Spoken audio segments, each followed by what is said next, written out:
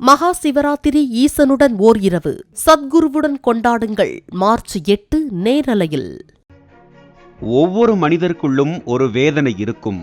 கடவுளின் இந்த சதியில் இருந்து யாரும் தப்பிவிட முடியாது. உலக பணக்காரர்களுள் ஒருவரான ஆனந்த் அம்பானியும் கடவுளின் இந்த சதியில் இருந்து தப்ப முடியாது என்பதை ஆனந்த் அம்பானி தனது திருமண நிகழ்வின் போது பேசிய வார்த்தைகளே எடுத்துக்காட்டாக அமைந்துவிட்டது. ரிலையன்ஸ் அதிபர் முகேஷ் அம்பானியின் இளைய மகன் ஆனந்த் அம்பானியின் திருமணத்துக்கு முந்தைய கொண்டாட்டங்கள் குஜராத்தின் ஜாம் நகரில் நடைபெற்றது.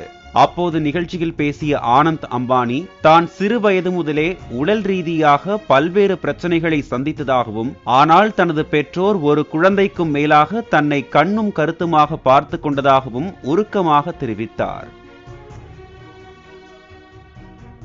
மேலும் தனது திருமணத்தை இப்படியெல்லாம் நடத்த வேண்டும் என்று தன் தாய் நீட்டா அம்பானி ஒரு நாளைக்கு 18 மணி நேரம் வரை உழைத்ததாகவும் ஆனந்த் அம்பானி உருக்கத்துடன் பேசினார்.